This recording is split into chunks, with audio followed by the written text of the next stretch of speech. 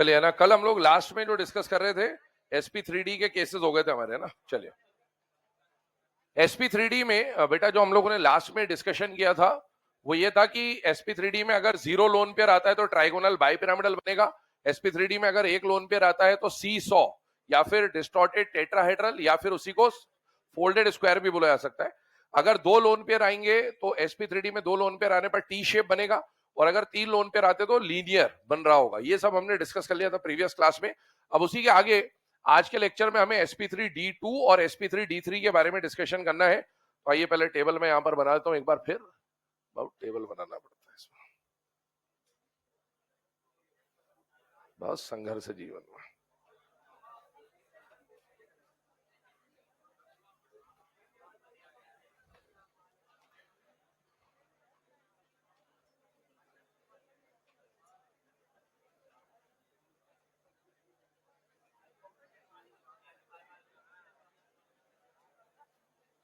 Thank you.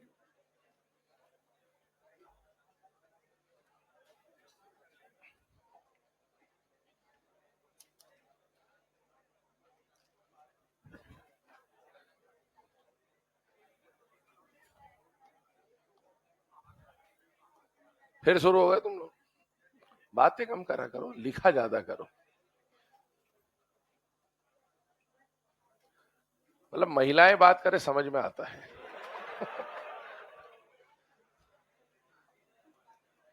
वरदान प्राप्त है उन्हें।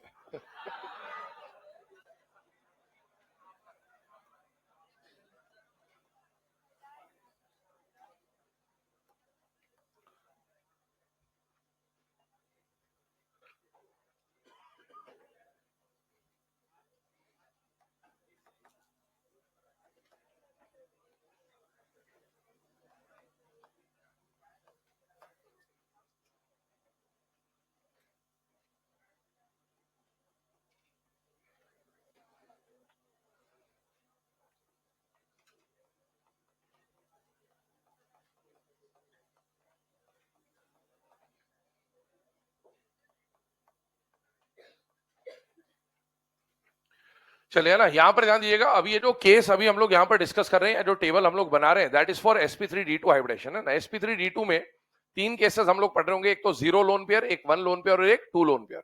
सबसे पहले एग्जाम्पल पे फोकस करिएगा। पहला एग्जाम्पल जो आपको दे रखा है वो क्या है बेटा? SF6। SF6 की अगर हम लोग बात करें तो बेटा सल्फर के वैलेंस शेल में कितने इलेक्ट्रॉन होते? 6। फ्लोरीन मोनोवेलेंट है या नहीं है? तो 6 + 6 12, 12 का हाफ किया 6। H का वैल्यू आ गया 6, 6 का मतलब है हाइब्रिडाइजेशन हो जाएगा बेटा sp3d2। और sp3d2 की जो आइडियल ज्योमेट्री होती है वो होती है ऑक्टाहेड्रल या फिर स्क्वायर बाइपिरामिडल। ये स्क्वायर बाइपिरामिडल कैसा दिखेगा? सेंट्रल एटम ए ने अपने आसपास बॉन्ड बनाने की कितनी पोजीशन तैयार करी? 6। 6 में से 4 पोजीशन बोर्ड के प्लेन पर और 2 पोजीशन प्लेन से बाहर और प्लेन से अंदर। तो प्लेन से बाहर और अंदर वाली जो पोजीशन है उसको हम लोग यहां पर कलर्ड है ना डॉटेड लाइन से रिप्रेजेंट कर दे रहे हैं। याद करिएगा, इस केस में आपको बोला था आइडियली 2 तरह के एंगल मिलेंगे, 90 डिग्री एंड 180 डिग्री। 90 डिग्री के इसमें 12 एंगल होते थे बेटा, और 180 डिग्री के इसमें 3 एंगल होते थे। अच्छा, एक और बात बताइए, ये जो स्ट्रक्चर है इसमें जो येलो कलर की लाइन दिखाई हुई है, ये प्लेन पर है या प्लेन से बाहर और अंदर है? इसका मतलब ये स्ट्रक्चर प्लेनर होगा या नॉन प्लेनर होगा? Non planar. तो this structure is non planar.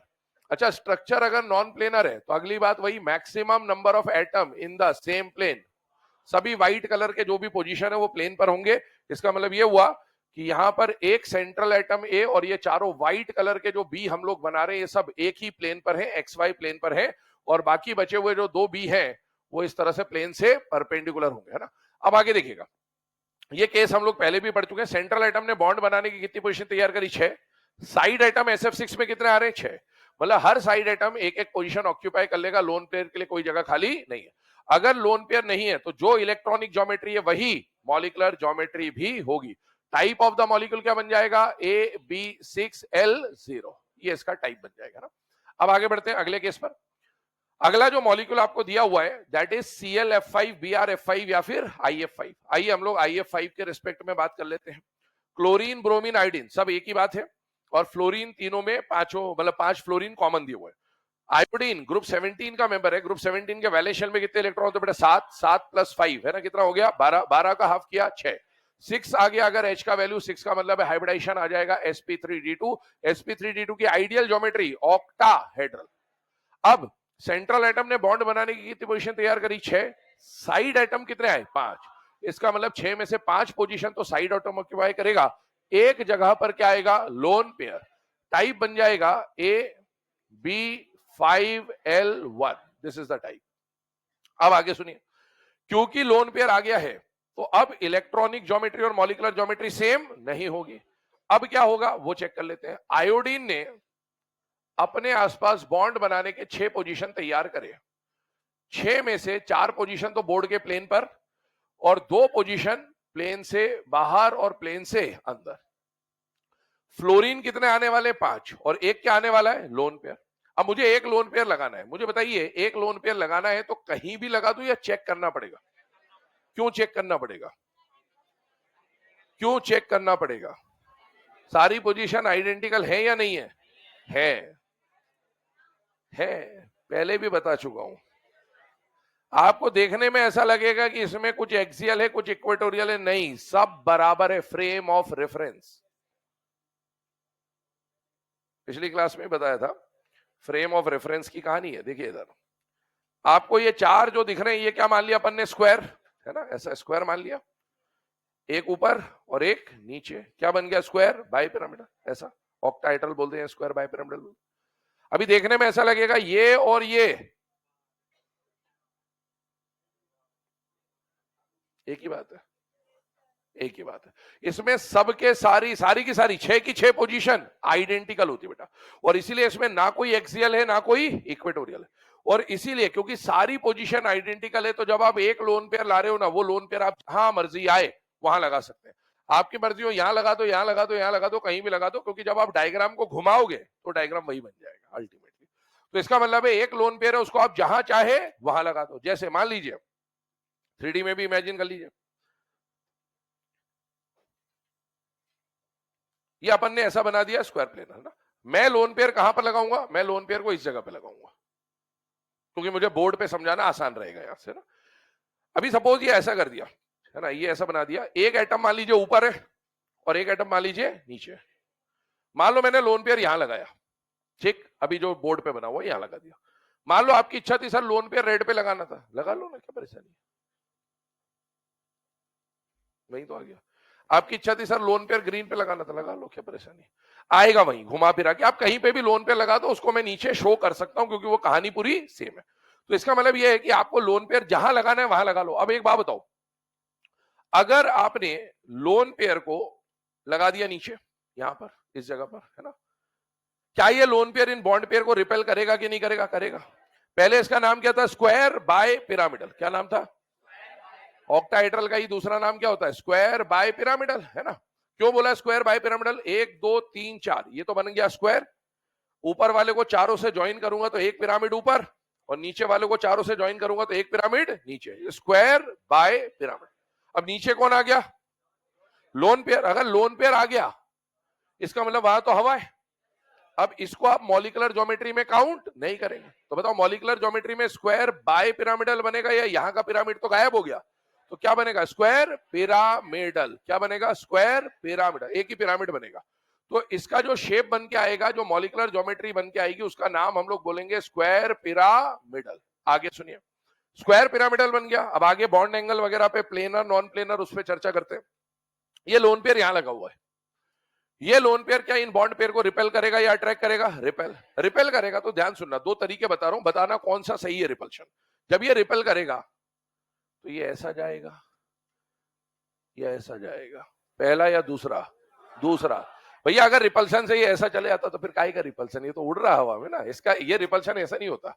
Repulsion जब होगा तो ये जो लोन पेयर है ना, वो इनके 2 एटम, यहां सेंट्रल एटम बैठा हुआ है, यहां पर साइड एटम बैठा, उसके बीच के इलेक्ट्रॉन को रिपेल करता है। एटम को रिपेल नहीं करता, इलेक्ट्रॉन को रिपेल करता है। इलेक्ट्रॉन को रिपेल करेगा तो सेंट्रल एटम वही रहेगा, साइड एटम थोड़ा सा लोन पेयर इलेक्ट्रॉन पेयर के साथ ऊपर आ जाएगा। इसने लोन पेयर ने इसको रिपेल करा ऊपर, सेंट्रल एटम वही है, साइड एटम उठ रहा है। ये ऐसा स्ट्रक्चर हो जाएगा थोड़ा सा।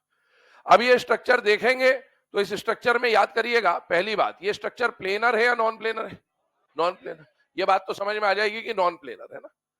Non planar.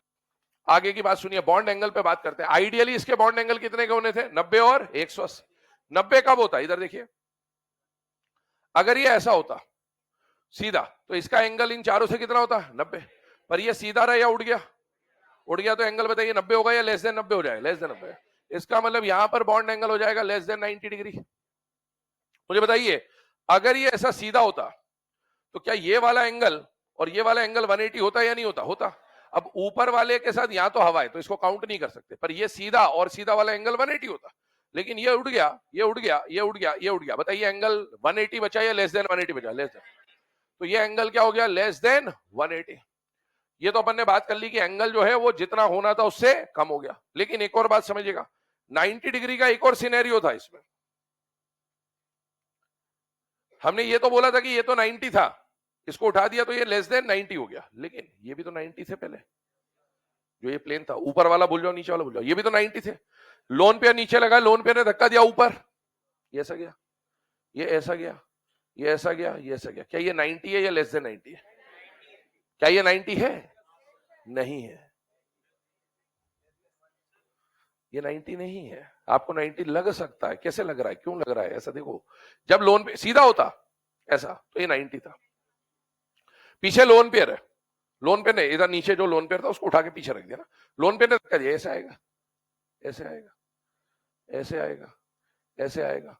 ये 90 नहीं है। आप और रिपल्शन लगाते जाओ, क्या रिपल्शन लगाते लगाते ये बंद हो जाएगा? तो क्या ये जीरो की तरफ जा रहा है? सीधा होता तो 90 होता और बंद होने पर टेंडिंग टुवर्ड्स जीरो। तो 90 से जीरो की तरफ जा रहा है, मतलब एंगल बढ़ रहा है या कम हो रहा है? कम हो रहा है। थोड़ा भी रिपल्शन लगा होगा ना तो एंगल 90 से कम हो जाएगा। मतलब इसमें ना तो कोई 90 का है ना कोई 180 का है। क्वेश्चन बना एग्जाम में, in IF5 how many angles of 90 degree are present? Zero, कोई भी नहीं है। In IF5 how many angles of 180 degree are present? Zero, क्योंकि इसमें कोई एंगल 90 का होता ही नहीं, कोई एंगल 180 का होता ही नहीं है। आगे सुनिएगा, प्लेनर और नॉन प्लेनर पे बात चल रही थी, हमने बोल दिया ये नॉन प्लेनर है। क्यों है नॉन प्लेनर? क्योंकि यहां पर ये जो लोन पेयर लगा हुआ है नीचे, अपन ने अज्यूम कर रखा है ना, यहां पर ये लोन पेयर ने इनको धक्का दिया, धक्का दिया तो ये थोड़े थोड़े ऊपर आ गए ऐसा। अब मुझे बताओ, नॉन प्लेनर तो ये है, लेकिन maximum number of atom in the same plane कितने होंगे? देख लो आराम से। यहां पर बीच में कौन है? Central atom iodine. यहां कौन है? फ्लोरीन, फ्लोरीन, फ्लोरीन, फ्लोरीन और फ्लोरीन।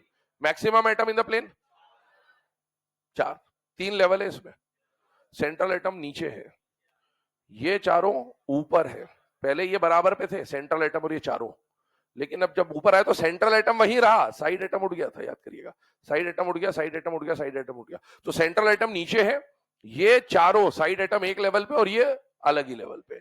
इसका मतलब maximum atom in the plane 4। तो maximum atom in the plane 4 हो जाएंगे। ठीक है, अगले वाले केस पे आते हैं। ये वाला जो केस अभी हमने देखा, इसके रिप्रेजेंटेशन को मैं यहां पर बता देता हूं। यहां पर आ गया फ्लोरीन, यहां आ गया फ्लोरीन, यहां आ गया फ्लोरीन, यहां आ गया फ्लोरीन और यहां पर भी आ गया फ्लोरीन। बाकी सब बातें अपन ने डिस्कस कर ली। अगले पे आइए, XeF4। ध्यान सुनिएगा, XeF4 में जेनॉन के वैलेंस शेल में कितने इलेक्ट्रॉन होते हैं बेटा? 8। फ्लोरीन मोनोवैलेंट है या नहीं है? है। 8 + 4 12, 12 का हाफ किया 6, 6 का मतलब है sp3d2 और sp3d2 की आइडियल ज्योमेट्री स्क्वायर बाइपिरामिडल या फिर ऑक्टाहेड्रल। इसका मतलब ये हुआ कि सेंट्रल एटम जेनॉन ने अपने आसपास बॉन्ड बनाने के 6 पोजीशन तैयार करे। 6 में से 4 पोजीशन प्लेन पर और 2 पोजीशन प्लेन से बाहर। लेकिन पोजीशन तैयार करी 6, XeF4 में साइड एटम कितने आ रहे? 4। इसका मतलब है 2 क्या आएंगे? Lone pair. अब मुझे बताइए, लोन पेयर कहीं भी रख दूं या चेक करना पड़ेगा? बताओ, कहीं भी रख दूं या चेक करना पड़ेगा? कहीं भी रख दो, चेक करना पड़ेगा। चेक करना पड़ेगा, कहीं भी रख दो। क्या है आंसर? चेक करना पड़ेगा। सर अभी तो आपने इससे पहले बोला कि कहीं भी रख दो, और अभी आप बोल रहे हो कि चेक करना पड़ेगा, क्योंकि अब 2 लोन पेयर है। 2 लोन पेयर होने से क्या होगा, समझिएगा कहानी। इसमें 2 तरह के एंगल है, 90 और 180। अब एक पॉसिबिलिटी ये बन सकती है कि दोनों लोन पेयर को आप कुछ इस अंदाज में रख दो कि दोनों एक दूसरे से 90 डिग्री पर आ जाए। जैसे मैंने एक लोन पेयर यहां रख दिया और एक लोन पेयर यहां रख दिया, तो क्या ये 90 पे आ जाएंगे? यस। एक यहां रख दिया और एक यहां रख दिया तो ये 90 पे है ना, क्योंकि ये प्लेन से बाहर है। लेकिन एक तरीका ऐसा भी हो सकता है कि मैं लोन पेयर को यहां और यहां रख दूं, तो कितने पे आ जाएंगे? 180। मतलब 2 तरह की पॉसिबिलिटी बन रही है। कि आप लोन पेयर को एक दूसरे से 90 पे भी रख सकते हो और एक दूसरे से 180 पर भी रख सकते हो। इसीलिए हमें चेक करना पड़ेगा कि लोन पेयर को 90 पे रखें या 180 पे रखें। पहली कंडीशन, मान लो आपने दोनों लोन पेयर को एक दूसरे से 90 पे रखा और मान लो आपने दोनों लोन पेयर को एक दूसरे से 180 पर रखा, तो क्या पॉसिबिलिटी बनेगी चेक करिएगा। मुझे बताओ, यहां पर नॉर्मल डायग्राम, इसका जो ओरिजिनल डायग्राम था वो था स्क्वायर बाय पिरामिडल, ऐसा था। अब आपने मान लो लोन पेयर को यहां और यहां रखा तो कितना एंगल बनेगा? 90, ये वाला है ना। या यहां और यहां रखा होता तो भी 90, लोन पेयर को यहां और यहां रखा होता तो भी 90, यहां और यहां रखा होता तो भी 90, या लोन पेयर को यहां और यहां रखा होता तो भी 90, 90, 90, 90, या इसके साथ भी यहां रखा होता तो 90। ये तो 90 के केसेस हो सकते हैं, अरेंजमेंट के तरीके अलग अलग है, पर रहेगा तो 90 पे। दूसरा तरीका, आपने लोन पेयर को यहां और यहां रख दिया होता तो कितना हो जाता? 180। यहां और यहां रख दिया होता तो 180, यहां और यहां रखा होता तो 180। इसका मतलब है कि आपके पास दो पॉसिबिलिटी है कि 90 पे रख दो या फिर 180 पे रख दो। अब पहली बात, अगर आप दोनों लोन पेयर को 90 पे रखते, मान लीजिए, कहां रखते? 90 को बहुत सारे तरीके, बट ये ब्लैक और ब्लैक को मान लेते हैं, कलर सेम दिख जाएगा ना। यहां पर रखा, पहले क्या चेक करना है? Number of dominant repulsion. कल आपको बताया था डोमिनेंट रिपल्शन उसी को बोलते हैं जहां पर रिपल्शन 90 या 90 से कम का होता है। चेक करिएगा, यहां पर अगर लोन पे रखा तो ये रिपल्शन कितने का है? गिनते जाना, 1,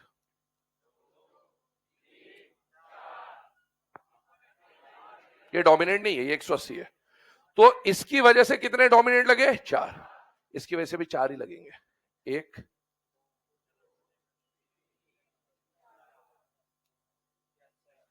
तो आपने जब 90 पे रखा तो पहले लोन पेयर के वजह से भी 4, दूसरे लोन पेयर की वजह से भी 4, टोटल 8 डोमिनेंट रिपल्शन है ना। आइए इधर, अगर आपने लोन पेयर को 180 पे रखा होता, 180 पे रखने का मतलब एक यहां रखा होता और एक यहां रखा होता, ऐसे ऐसे है ना, इसकी वजह से 4 लग रहे हैं, देख लो आराम से, इसकी वजह से भी 4 लगेंगे। तो आपने अगर 180 पे रखा तो भी दोनों की वजह से 4 और 4 कितने हो जाएंगे? 8। मतलब अगर आपने लोन पेयर को रखा,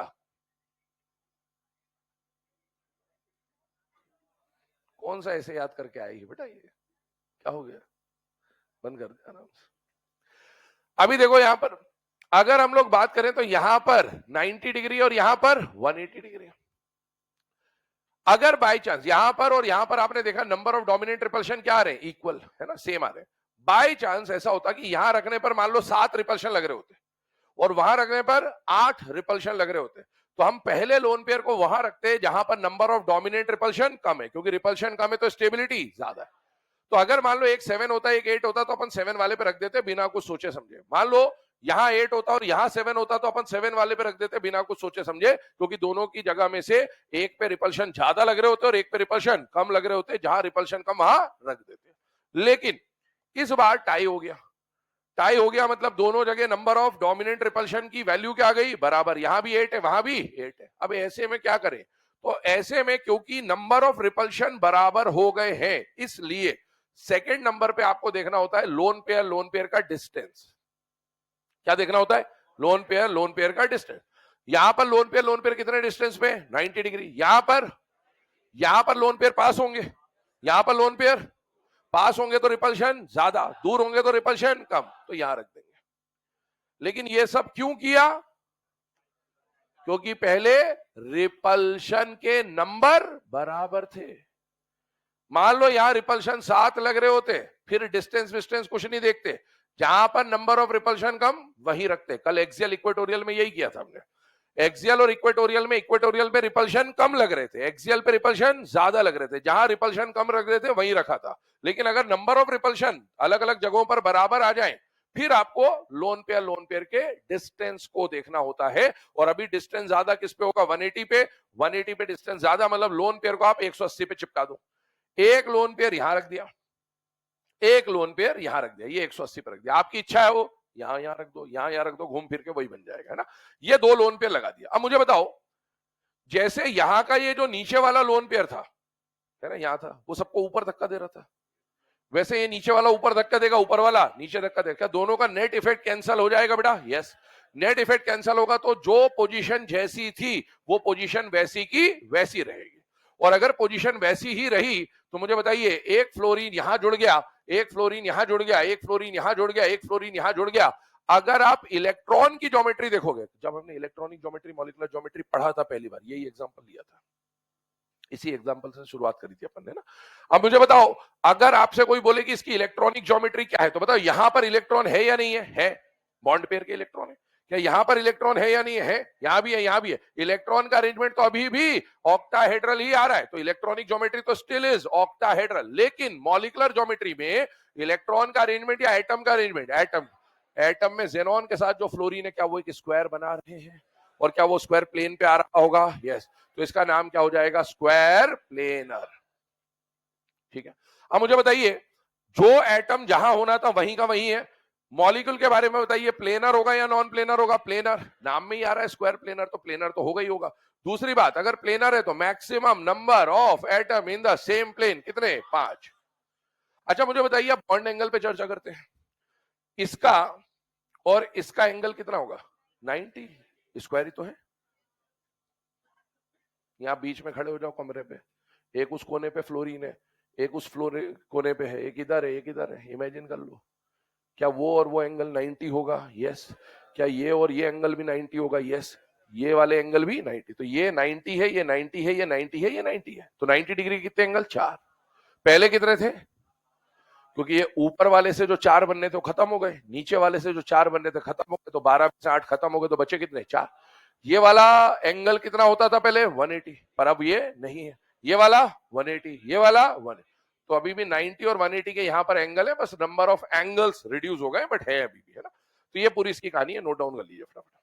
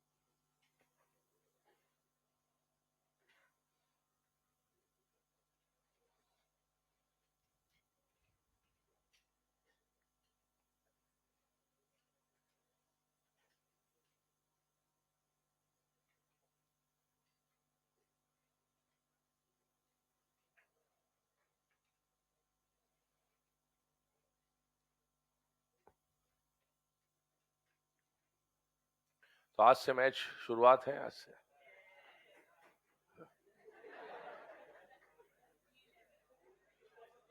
आज 14 है ना, शाम को उद्घाटन है 4 बजे है। आ जाएंगे, समय मिल जाएगा तो। फीता काटने कलेक्टर साहब आएंगे।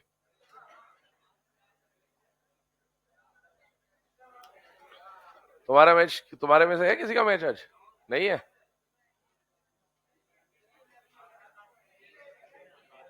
है? क्या क्या? ड्रीम 11 नाम है? एक एक बोल। ई जी ABCD ऐसे कुछ।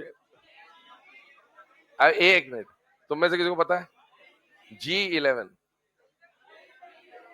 अब ये कुछ और बोल रहे हैं वहां से। वो नेता खड़ा हुआ, रुक जाओ अभी, बोलो। Giant GHE11। बाहर बात करें आराम से।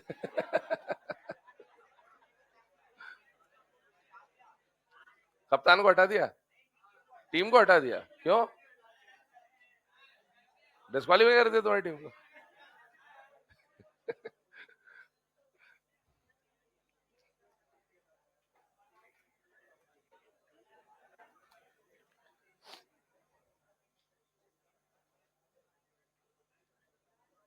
पहले जो मेंटर मेंटर की दोनों टीमें, उनको भिड़ा देंगे आपस में।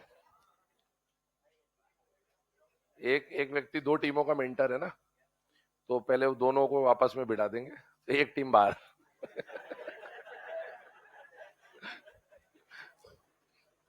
तो आपस में ना भिड़ना हो तो मेंटर अलग अलग बनाना। बहुत है, बहुत मिलेंगे मेंटर। खेलो आराम से, समय मिलेगा तो मैं आ जाऊंगा, वैसे ही आ जाऊंगा। हाँ बिल्कुल, सिकंदर सर ने नाम दिया वैसे भी खेलने के लिए।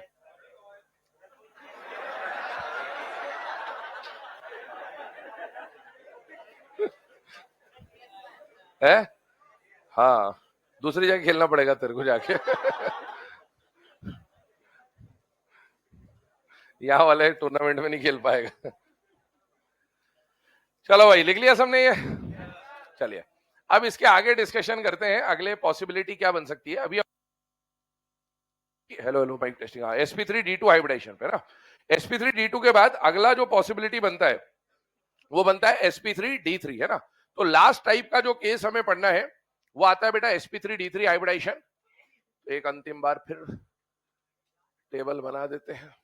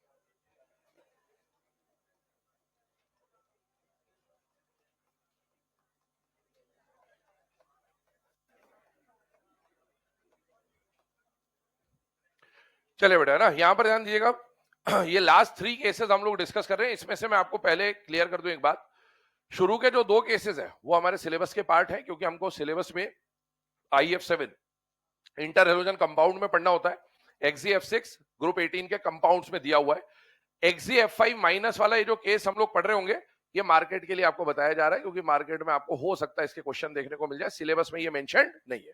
तो आपको अपने सिलेबस के हिसाब से 1 से लेकर 15 केसेस पे फोकस करना है। ये एक एडिशनल केस मार्केट के लिए बता रहे, कोई इधर उधर का क्वेश्चन सॉल्व करेगा मिल जाए तो आप इससे सॉल्व कर सकते हैं। ठीक, आगे बात करते हैं। अगले केस पे आए, IF7 पे बात कर रहे हैं। IF7 की अगर हम लोग बात करें तो बेटा आयोडीन के वैलेंस शेल में कितने इलेक्ट्रॉन है? 7। 7 मोनोवैलेंट फ्लोरीन है, 7 + 7 14, 14 का हाफ किया 7। जैसे ही H का वैल्यू 7 आया, हमें पता चल गया हाइब्रिडाइजेशन हो जाएगा sp3d3, और sp3d3 की आइडियल ज्योमेट्री होगी बेटा पेंटागोनल बाय पिरामिडल। तो पेंटागोनल बाय पिरामिडल इसका एक्चुअल ज्योमेट्री आ जाएगा। ठीक है, अब पेंटागोनल बाय पिरामिडल कहने का मतलब है सेंट्रल एटम ए ने अपने आसपास बोर्ड वाले प्लेन पर, XY प्लेन पर 5 पोजीशन तो पेंटागन फॉर्म में अरेंज करी, और 2 पोजीशन कैसी आएगी बेटा? प्लेन से बाहर और प्लेन से अंदर। अब ध्यान सुनना, जो प्लेन से बाहर वाली और अंदर वाली पोजीशन है, इसको हमने यहां पर पहले भी नाम दिया था एक्सियल, और येलो वाली जो पोजीशन है इनका नाम है बेटा इक्वेटोरियल। इक्वेटोरियल, ठीक। साइड एटम यहां यहां यहां, ये तो इक्वेटोरियल पे साइड एटम आ गए येलो वाले, और व्हाइट वाले जो साइड एटम है वो कहां पर आ गए बेटा? एक्सियल पे। ठीक, अब सुनिए, बॉन्ड एंगल के ऊपर बात करते हैं। याद करिएगा, येलो से येलो का जो एंगल है वो इक्वेटोरियल इक्वेटोरियल का एंगल कहलाएगा। येलो से येलो, येलो से येलो, येलो से येलो, ये आपका इक्वेटोरियल इक्वेटोरियल का एंगल होगा। और बेटा इक्वेटोरियल इक्वेटोरियल का एंगल कितने का निकल के आया था? यहां पर 72। व्हाइट वाला जो पोजीशन है ये बोर्ड पे नहीं है, बोर्ड से बाहर है, तो व्हाइट वाले पोजीशन को हम लोग क्या बोल रहे हैं? एक्सियल। तो इस व्हाइट वाले को अगर आप येलो से काउंट करोगे तो 90 डिग्री पे बेटा, तो 5 तो 90 डिग्री के ये वाला बनाएगा, और 5 90 डिग्री का ये वाला बनाएगा। इसका मतलब है इक्वेटोरियल एक्सियल के 90 डिग्री के कितने एंगल है? 10 ऑलरेडी लिखे हुए हैं। और व्हाइट से व्हाइट का मतलब एक्सियल से एक्सियल का एंगल कितने का होता है बेटा? 180 डिग्री का एक एंगल। मुझे बताइए स्ट्रक्चर प्लेनर होगा या नॉन प्लेनर होगा? Non planar. Obviously non planar है क्योंकि इसमें एक्सियल और इक्वेटोरियल पोजीशन है, प्लेन से बाहर भी है, और maximum number of atom in the same plane 6। कौन से 6? येलो वाले, सारे येलो जो है, एक सेंट्रल और 5 साइड एटम, ये सब एक ही प्लेन पर आ रहे हैं।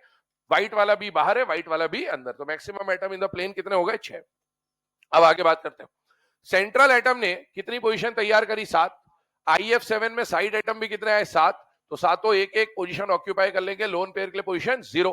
अगर लोन पेयर नहीं है तो जो इलेक्ट्रॉनिक ज्योमेट्री है वही मॉलिक्यूलर ज्योमेट्री भी हो जाएगी। अब आगे बढ़ते हैं। ये तो नॉर्मल पहला केस था जो हम लोग पहले भी डिस्कस कर चुके हैं विदाउट लोन पेयर में। XeF6 पे आइए। जेनॉन के वैलेंस शेल में कितने इलेक्ट्रॉन है बेटा? 8। फ्लोरीन मोनोवेलेंट है या नहीं है? 8 + 6 14। 14 का हाफ किया 7। 7 का मतलब sp3d3। sp3d3 आते ही हमें पता चल गया उसका जो आइडियल ज्योमेट्री है, जो इलेक्ट्रॉनिक ज्योमेट्री होना चाहिए, वो हो जाएगा बेटा पेंटागोनल बाइपिरामिडल।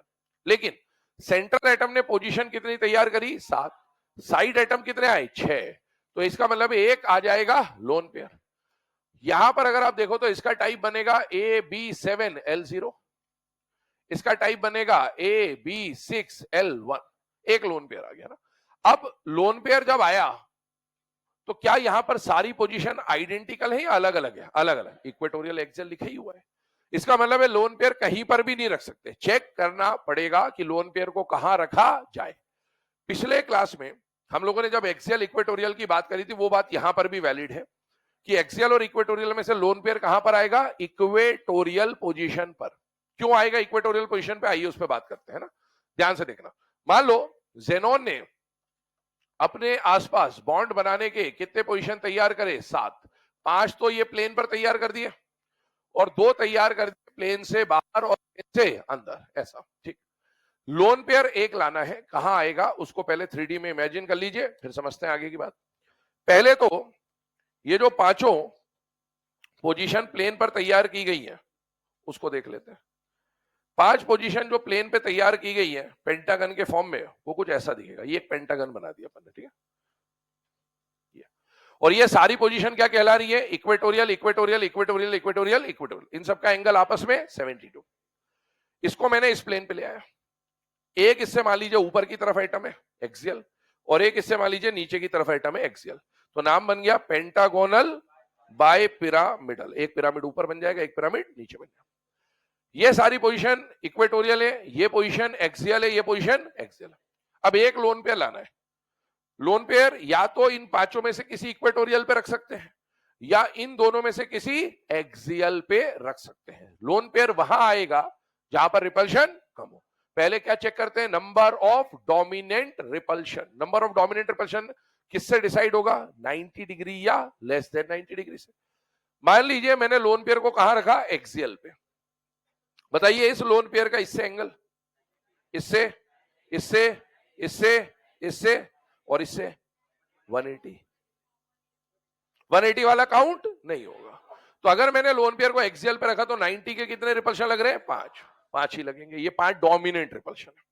अगर मैंने लोन पेयर को इक्वेटोरियल पे रखा होता, एक्सियल पे रखने पे 5 लग रहे हैं, याद रखिएगा। यहां रखा होता तो डोमिनेंट गिनिए, 1 72 डिग्री, 1 72 डिग्री, 2 हो गए। ये वाला रिपल्शन, ये तो 144 144 है, 72 + 72। तो ये डोमिनेंट लगेगा सही, लेकिन डोमिनेंट नहीं होगा। तो ये डोमिनेंट में काउंट नहीं होगा, ये डोमिनेंट में काउंट नहीं होगा। तो बताइए इसका इससे और इसका इससे डोमिनेंट 2, इसका इससे 3 90 और इसका इससे 4, कितने लगे? 4। यहां रखने पर 5 लग रहे थे और यहां रखने पर 1 2 3 और 4। कम रिपल्शन यहां लग रहे हैं। जहां पर नंबर ऑफ डोमिनेंट रिपल्शन कम, उसकी स्टेबिलिटी ज्यादा। मतलब लोन पेयर कहां आएगा? इक्वेटोरियल पे। कल भी यही बात करी थी। यहां पर जब भी हम बात कर रहे हैं तो बेटा पहला लोन पेयर जो यहां पर आएगा वो आएगा इक्वेटोरियल पे। मान लीजिए ये 5 ऑरेंज कलर की जो पोजीशन है वो इक्वेटोरियल है, तो मैंने यहां पर लोन पेयर को रख दिया ये इक्वेटोरियल पे। और बाकी हर जगह कौन आ जाएगा? Side atom. साइड एटम कौन है? फ्लोरीन 6, 1 2 3 4 5 और 6। आगे सुनिएगा, अभी बात खत्म नहीं हुई। अब थोड़ी देर के लिए मॉलिक्यूलर ज्योमेट्री पे बात कर रहा हूं। किस पे बात कर रहा हूं? Molecular geometry. मॉलिक्यूलर ज्योमेट्री में इलेक्ट्रॉन का अरेंजमेंट देखना है या एटम का? एटम का। लोन पेयर को भूल जाइए थोड़ी देर। ये फ्लोरीन, ये फ्लोरीन, ये फ्लोरीन, ये फ्लोरीन, अगर इनको मैं ऐसा ऐड कर दूं तो क्या एक स्क्वायर बनता हुआ दिखेगा? एग्जैक्ट स्क्वायर तो नहीं है, थोड़ा डिस्टॉर्टेड होगा पर स्क्वायर बनेगा। ये वाला जो एफ है ये इससे स्क्वायर से बाहर की तरफ है, और ये वाला जो एफ है वो स्क्वायर से अंदर की तरफ। तो बेटा क्या स्क्वायर से ऊपर एक पिरामिड और स्क्वायर से नीचे एक पिरामिड बन जाएगा? यस। नाम बनेगा square by pyramid. Square by pyramidal को क्या बोल सकते हैं? ऑक्टाहेड्रल। ये स्ट्रक्चर ऑक्टाहेड्रल जैसा दिखेगा, लेकिन क्या इसके आइडियल एंगल ऑक्टाहेड्रल जैसे होंगे? नहीं। इसीलिए इसको ऑक्टाहेड्रल ना बोल के क्या बोला जाता है? Distorted octahedral. कल हमने एक डिस्टॉर्टेड टेट्राहेड्रल पढ़ा था, वैसे इसका नाम क्या है बेटा? डिस्टॉर्टेड ऑक्टाहेड्रल, या फिर इसको कई जगहों पर कैप्ड ऑक्टाहेड्रल भी बोलते थे। कैप्ड ऑक्टाहेड्रल कहने का मतलब ये है कि एक ऑक्टाहेड्रल है, उसके सर पे टोपी लगी हुई, ये लोन पेयर को टोपी की तरह ज्यूम कर लेते हैं। तो बेटा ऑक्टाहेड्रल के सर पे टोपी, तो क्या बोल देते हैं? Capped octahedral. आगे सुनिए, ये स्ट्रक्चर जो बन रहा है, इसमें जो व्हाइट वाले दोनों डॉटेड लाइन से फ्लोरीन जुड़े हुए हैं, ये प्लेन पर है या प्लेन से बाहर है? परपेंडिकुलर है, मतलब ये स्ट्रक्चर प्लेनर होगा या नॉन प्लेनर होगा? Non planar. और आपसे पूछा जाए, बताइए maximum number of atom in the same plane? 5 है ना। ये जेनॉन और ये पांचों, ये चारों फ्लोरीन जो है वो एक ही प्लेन पर होंगे, तो ये आ जाएंगे maximum atom in the plane 5। आगे सुनिए, बॉन्ड एंगल पे चर्चा करते हैं। 3D में एक बार ये डायग्राम दिखा देता हूं आपको ना। आइए, यहां पर अगर हम लोग बात करें, ये मान लीजिए आपने बना दिया एक पेंटागन, ठीक है। इस पेंटागन से बाहर की तरफ एक एटम है, अंदर की तरफ एक एटम है। लोन पेयर आपने मान लो यहां लगा दिया, इस जगह पर, है ना।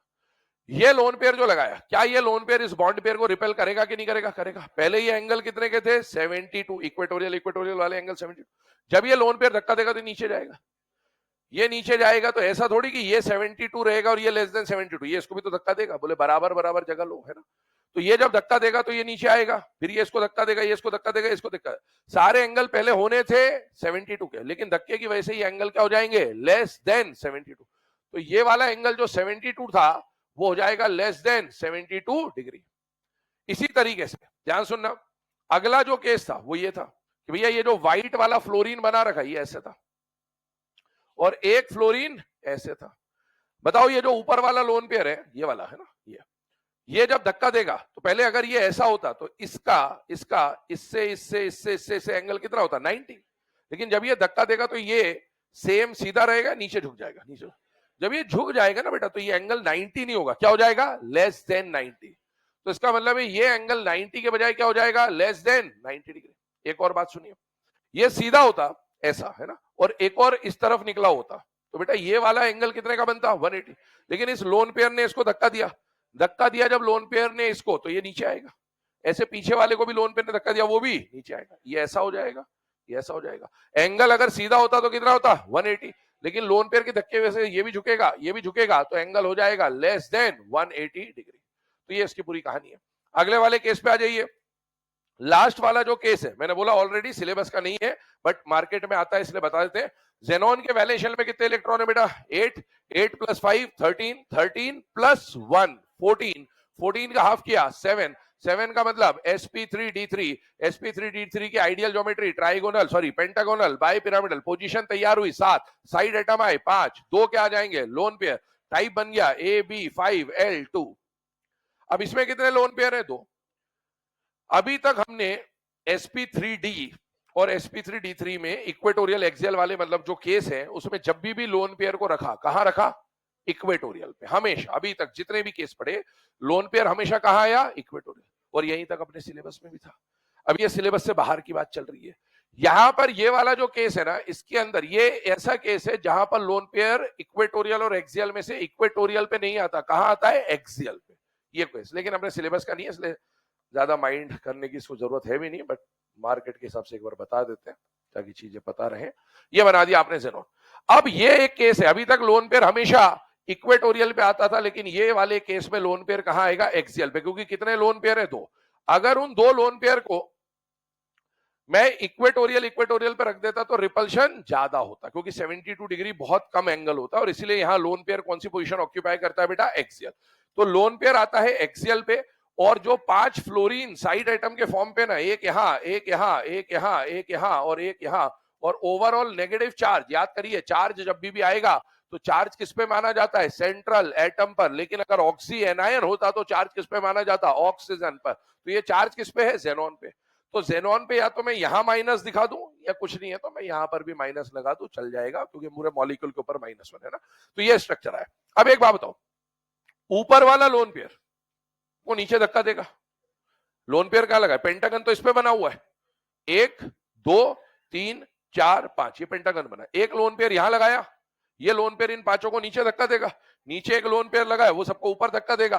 क्या दोनों लोन पेयर का इफेक्ट आपस में कैंसिल हो जाएगा? यस, कैंसिल हो गया। इसका मतलब जो एटम जहां होना था वो एटम वहीं पर मिलेगा। अगर सारे एटम जहां थे वहीं मिले तो बेटा स्ट्रक्चर क्या बनेगा? पेंटागन। और क्या वो पेंटागन प्लेन पे होगा? यस। तो नाम हो जाएगा इसका पेंटागोनल प्लेनर। और अगर पेंटागोनल प्लेनर है तो बताइए स्ट्रक्चर प्लेनर होगा या नॉन प्लेनर होगा? प्लेनर। और maximum number of atom in the same plane कितने हो जाएंगे? 6। बॉन्ड एंगल पे चर्चा करिए। यहां पर एक एंगल था एक्सियल एक्सियल, बताइए यहां एक्सियल एक्सियल का कोई एंगल होगा या नहीं होगा? नहीं होगा, है ही नहीं कोई एटम। एक एंगल था इक्वेटोरियल एक्सियल, अब एक्सियल पे कोई है ही नहीं तो इक्वेटोरियल के साथ एक्सियल का एंगल ही नहीं निकल पाएगा। और अगला एंगल था इक्वेटोरियल इक्वेटोरियल, क्या इक्वेटोरियल वाली पोजीशन अभी भी है? हाँ है, और जैसी होनी थी वैसी ही है। इसका मतलब है ये वाला एंगल 72, ये वाला एंगल 72, ये वाला एंगल 72, ये वाला एंगल 70। तो यहां पर इक्वेटोरियल इक्वेटोरियल का एंगल अभी भी 72 डिग्री है। और 72 डिग्री के कितने एंगल होंगे? 5। नोट कर लीजिए।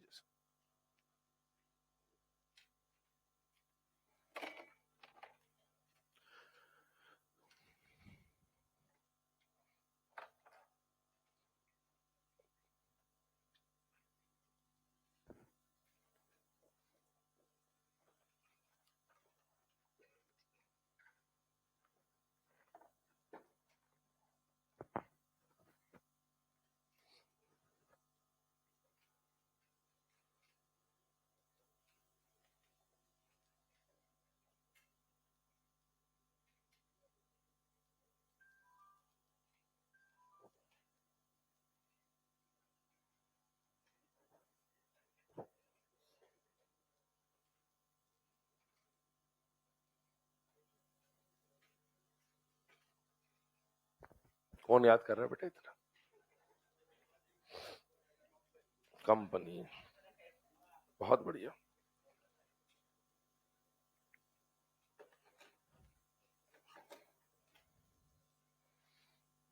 देख ले कुछ महत्वपूर्ण हो।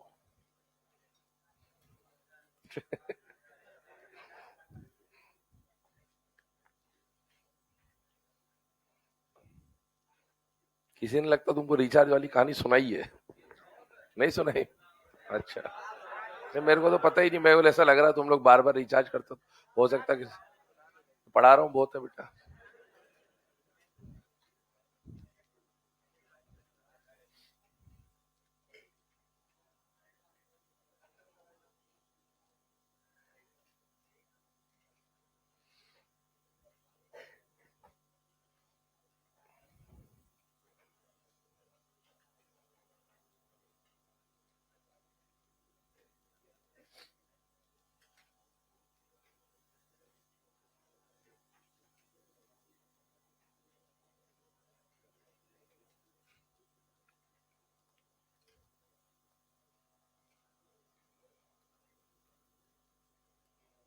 अब स्टार्ट तो होने दे,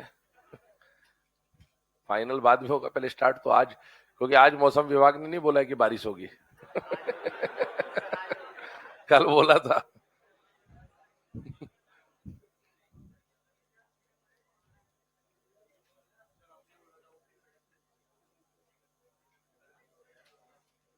अभी खत्म नहीं हुआ है,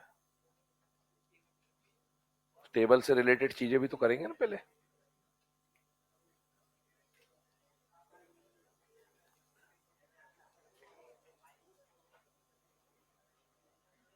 लिख लिया भाई सबने? अब देखो ये जितने भी केसेस अभी अपन ने पढ़े ना, इनमें से मैंने आपको ऑलरेडी बोल दिया शुरू के 15 केस अपने काम के, लास्ट वाला केस उतना कोई काम का है नहीं, ठीक है। लेकिन अब इनसे रिलेटेड कुछ और पॉइंट्स हमको डिस्कस करने हैं और फिर कुछ एग्जांपल मैं आपको दूंगा अभी सॉल्व करने के लिए, बट कुछ पॉइंट समझा रहा हूं। पहले हमने जो इससे पहले हाइब्रिडाइजेशन पढ़े, 2 हाइब्रिडाइजेशन ऐसे हैं जिसमें हम लोगों ने एक्सियल और इक्वेटोरियल की बात करी। वो दो हाइब्रिडाइजेशन कौन कौन से जहां पर एक्सियल और इक्वेटोरियल हम लोग लिखते हैं, एक होता है sp3d और एक है sp3d3। इन दोनों में एक्सियल और इक्वेटोरियल है, किसमें, sp3d में और sp3d3 में, है ना। अगर इन दोनों में एक्सियल और इक्वेटोरियल है तो मैंने बोला था इनके बारे में कुछ बातें हमें आगे भी करनी होती है। वो बातें क्या है कि इनमें जो एक्सियल और इक्वेटोरियल बॉन्ड लेंथ होती है ना, वो अलग अलग होती है। किसी में एक्सियल बड़ा होता है, किसी में इक्वेटोरियल बॉन्ड लेंथ बड़ा होता है। बाकी हर जगह पर सारी पोजीशन आइडेंटिकल हुआ करती थी, लेकिन इसके अंदर बॉन्ड लेंथ में डिफरेंस देखा गया, तो वो अभी हमें डिस्कस करना है। नोट बनाइएगा, पॉइंट बोल रहा हूं, पहला लिखिएगा, इन sp3d हाइब्रिडाइजेशन, इन sp3d हाइब्रिडाइजेशन, दो हाइब्रिडाइजेशन पे बातें होंगी बेटा, sp3d और sp3d3। ध्यान से, जहां पर sp3d बोला जाए वही लिखना, जहां पर sp3d3 बोला जाए वही लिखना। इधर उधर कर दिया तो जिम्मेदारी आपकी, ठीक है। पहला पॉइंट sp3d के बारे में है ना। In sp3d hybridization lone pair, in sp3d hybridization lone pair always occupies equatorial position. Lone pair always occupies equatorial position. याद करिए, sp3d ट्राइगोनल बाइपिरामिडल कल हम लोगों ने पढ़ा था। एक लोन पेयर आया था वो भी इक्वेटोरियल पे आया था, दो लोन पेयर आए थे वो भी इक्वेटोरियल पे आए थे, तीन लोन पेयर आया था वो भी इक्वेटोरियल पे आया था। मतलब sp3d में जब भी लोन पेयर आएगा हमेशा कहां आएगा, इक्वेटोरियल पर ही। अगला point, second point, in sp3d3 hybridization, in sp3d3 hybridization, in sp3d3 hybridization, इधर देखिएगा, आज हमने डिस्कस किया इसमें एक लोन पेयर और दो लोन पेयर की कहानी। एक लोन पेयर जब इसमें आ रहा था तो कहां आ रहा था, इक्वेटोरियल पे, लेकिन दो लोन पेयर आ रहे थे तो कहां आ रहे थे, एक्सियल पे। तो एक लोन पेयर अगर आया जो कि आपके सिलेबस का पार्ट है, इक्वेटोरियल पे आ जाएगा, और अगर दो लोन पेयर आ गए तो एक्सियल पे आ जाएंगे, जो कि हमें पढ़ना नहीं होता, बट अभी हमने लिखा है तो इसको यहां पर पॉइंट में मेंशन कर लिया। sp3d3 में एक लोन पेयर तो इक्वेटोरियल, दो लोन पेयर तो axial. Point number 3, in sp3 dehybridization, in sp3 dehybridization, in sp3d hybridization, axial bond length is longer than equatorial bond length. In sp3d hybridization, axial bond length is longer than equatorial bond length. Axial bond length is longer than equatorial bond length. Bracket में लिखिएगा, if all side atoms are same, ये conditional बात है, हमेशा नहीं होता। if all side atoms are same, if all side atoms are same, ठीक है। अगला पॉइंट लिखिएगा, पहले डिस्कस करते हैं फिर दोनों को साथ में। इन sp3d3 hybridization, in sp3d3 hybridization, equatorial bond length is longer than, in sp3d3 hybridization, equatorial bond length is longer than, equatorial bond length is longer than axial bond length. Equatorial bond length is longer than axial bond length. Bracket में again वही बात, if all side atoms are same, if all side atoms are same.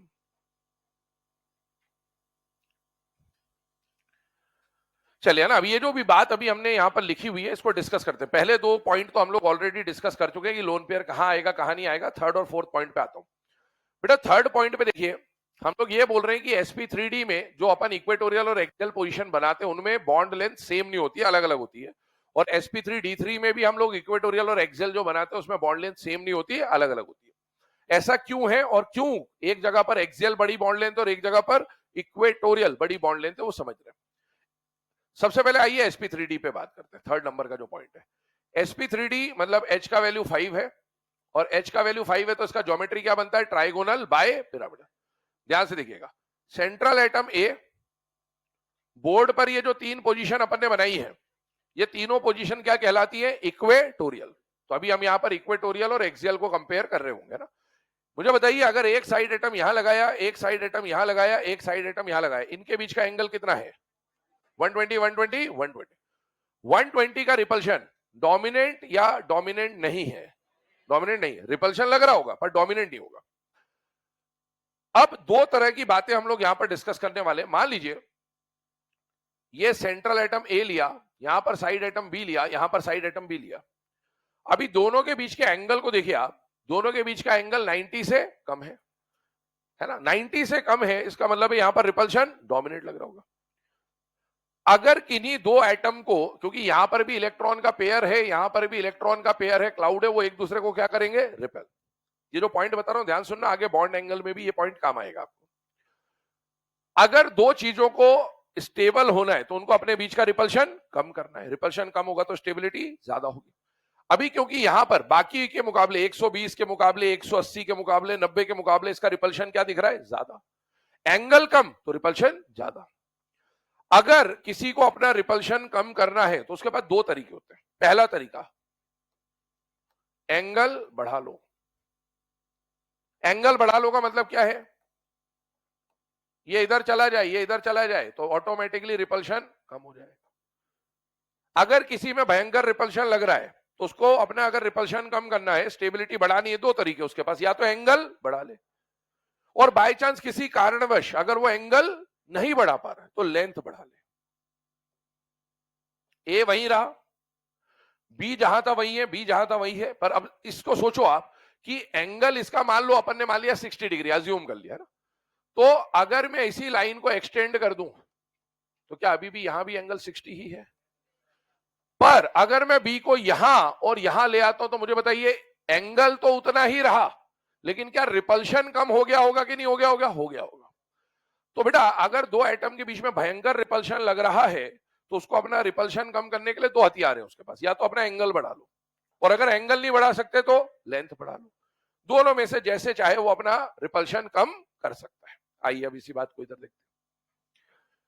यहां पर देखिएगा, ये जो equatorial वाले angle है ये आपस में कितने पे है? 120 120 120। और एक्सियल वाला जो एटम है वो इससे ऐसे जुड़ा हुआ है, वो कितने पे होगा? इस प्लेन से 90 पर। अब मुझे बताओ 120 पे जो रिपल्शन है और 90 पे जो रिपल्शन है, ज्यादा रिपल्शन किस पे लग रहा होगा? 90 वाले पे। एंगल कम है, रिपल्शन ज्यादा। भैया ये वाला भी इससे 90 पे, ये वाला भी इससे 90 पे, ये वाला भी इससे 90 पे, तो 90 वाले पे रिपल्शन ज्यादा लग रहा है। अब रिपल्शन अगर ज्यादा लग रहा है, ये देखिए ये तीनों 120 120 120 और ये आ गया 90। अब बताओ इसका आपस में जो रिपल्शन लग रहा होगा वो 120 का है, और इसका आपस में जो रिपल्शन लग रहा होगा वो 90 का। अगर 120 और 90 में से देखूं तो 90 वाले पे रिपल्शन ज्यादा है। अब रिपल्शन कम करने के दो तरीके, इस पे रिपल्शन ज्यादा है, इसके रिपल्शन कम करने के दो तरीके, या तो एंगल बढ़ा लो। चलो एंगल बढ़ाते, मान लो इससे इसका रिपल्शन भयंकर लग रहा है, इसने एंगल बढ़ा के इधर हो गया, इससे तो बढ़ा लिया, इनके तो पास आ गया, ये वापस देंगे टिका के, चल उधर, इससे धक्का दिया इधर, वो दिया उधर से, चल, है ना। कुल मिला के ये घूम फिर के यही आएगा, क्योंकि ये एंगल किसी से बढ़ा नहीं सकता, क्योंकि तीनों से एंगल बराबर मेंटेन करना है। अब अगर किसी की मजबूरी के एंगल नहीं बढ़ा पा रहा तो क्या कर ले? लेंथ बढ़ा, ये उठ के ऐसे आ जाता है। ऐसे आएगा तो एंगल तो उतना ही रहा, लेकिन बाकियों से डिस्टेंस बढ़ गया, और डिस्टेंस बढ़ने की वजह से रिपल्शन कम हो जाएगा। तो यहां पर क्या होता है इस वाले केस में कि जो इक्वेटोरियल का एंगल होता है ना वो 120 का होता है, और इक्वेटोरियल का जो एक्सियल से एंगल लग रहा होता है वो 90 का होता है। 90 पर रिपल्शन ज्यादा होता है। रिपल्शन कम करने के लिए एक तरीका था ये एंगल बढ़ा लेता, पर एंगल बढ़ा नहीं पा रहा तो ये क्या करता है? अपनी लेंथ बढ़ा लेता है। मतलब कौन सी लेंथ बढ़ रही है? इक्वेटोरियल वाली या एक्सियल वाली? एक्सियल वाली। ऐसे वो जो अंदर वाला एक्सियल है वो भी अपनी लेंथ बढ़ा लेता है, और इसीलिए sp3d के अंदर एक्सियल वाली बॉन्ड लेंथ आपको क्या मिलेगी? ज्यादा। ये कहानी। अगले पे आइए, sp3d3 पे आइए। sp3d3 का डायग्राम बनेगा पेंटागोनल बाइपिरामिडल। ये पेंटागन बन गया। ये सारी पोजीशन कौन सी है? इक्वेटोरियल। मुझे बताइए इक्वेटोरियल इक्वेटोरियल का आपस में एंगल कितना है? 72। और जब इससे आप एक्सियल लगाओगे तो एक्सियल का इससे एंगल कितना है? 90। 72 और 90 में से छोटा एंगल कौन है? 72। तो बेटा अगर मैं इस बार 90 के रिपल्शन को देखूं और 72 के रिपल्शन को देखूं तो 72 वाला रिपल्शन ज्यादा तगड़ा है, उसको इस वाले रिपल्शन को कम करने की जरूरत है। और इसको कम करने के लिए या तो ये एंगल बढ़ा ले, 72 यही वाले तो एंगल है, या तो ये एंगल बढ़ा ले। मान लो इसने इससे एंगल बढ़ा लिया तो इसके नजदीक चले ठीक आगे बढ़, ऐसा करते तो ये एंगल तो इतना ही रहेगा। एंगल नहीं बढ़ा सकता तो दूसरा तरीका क्या, लेंथ बढ़ा लो। लेंथ बढ़ा लो तो इसने क्या करा, ये वाली लेंथ इधर चली गई, इधर ऐसे, मतलब एंगल वही मेंटेन रखा, बस अपने ऑर्बिटल की लेंथ बढ़ा ली। लेंथ बढ़ाने से बना तो वही पेंटागन, एंगल वही रहा, लेकिन अब यहां पर और यहां पर अगर साइड एटम होता और यहां पर अगर यहां पर साइड एटम आ गया तो बेटा रिपल्शन कम हो गया। और इसीलिए इस एक्सियल के मुकाबले इसको अपना रिपल्शन कम करना था, क्योंकि ये रिपल्शन 72 का था और ये रिपल्शन यहां पर 90 का था, तो 90 उतना नहीं जितना 72 होगा, और इसलिए यहां पर इसकी जो ऑर्बिटल की लेंथ है वो बढ़ जाती है, और इस केस में इक्वेटोरियल बड़ा हो जाएगा और एक्सियल का बॉन्ड लेंथ क्या हो जाएगा, छोटा। तो कभी भी आपसे बोला जाए कि भाई sp3d और sp3d3 में कौन सी बॉन्ड लेंथ बड़ी है, तो क्लियरली sp3d में एक्सियल बॉन्ड लेंथ बड़ी होगी, लेकिन sp3d3 में इक्वेटोरियल बॉन्ड लेंथ बड़ी मिलती है। कारण आपको बता दिया रिपल्शन कम करने के लिए, ठीक है। अब आगे बढ़ते हैं, ये 4 पॉइंट को डिस्कस करने के बाद 5वां पॉइंट लिखिएगा नोट के अंदर, हाइब्रिडाइजेशन ऑफ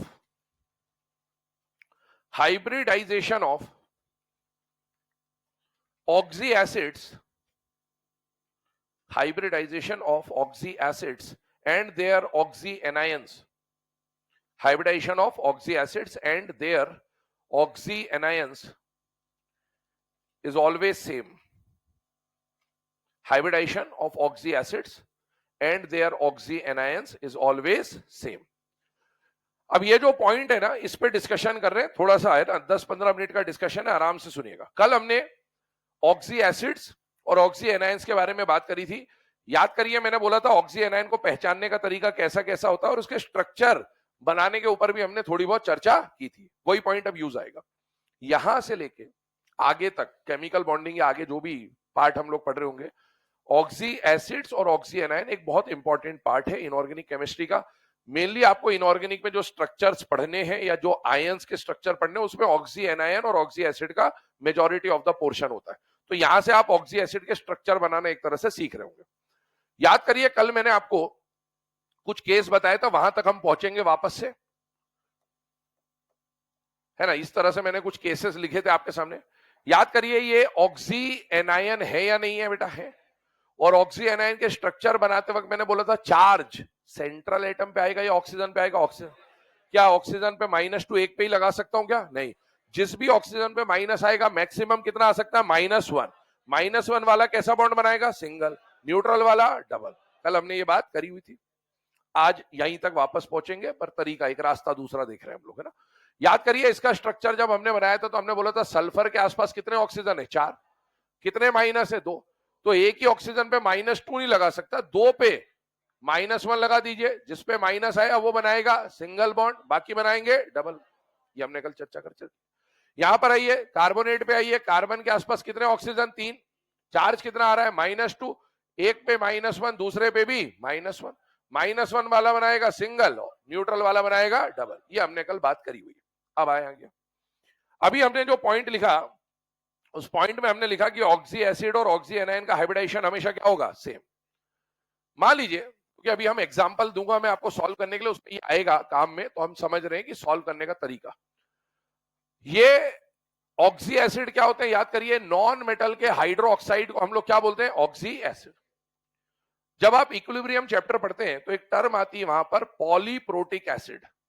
पॉलीप्रोटिक एसिड मतलब ऐसा एसिड जिसके पास एक से ज्यादा H+ आयन हो। यहां पर इसकी basicity N factor, valency factor कितना है, 2। इसके पास 2 हाइड्रोजन है जो ये रिलीज कर सकता है। पहले जब ये एक H+ रिलीज करेगा, एक H+ हटाओ और एक माइनस लगाओ, तो ये बन जाएगा HSO4-। और जब ये एक और H+ रिलीज कर देगा बेटा, तो एक और H+ हट गया, एक और माइनस लग गया, तो आ जाएगा SO4-2-। एक H+ हटाओ, एक माइनस लगाओ, एक और H+ हटाओ, एक और माइनस लगाओ, ये इसका केस है। ये ऑक्सी एसिड है और ये उनसे बनने वाले ऑक्सी एनायन है।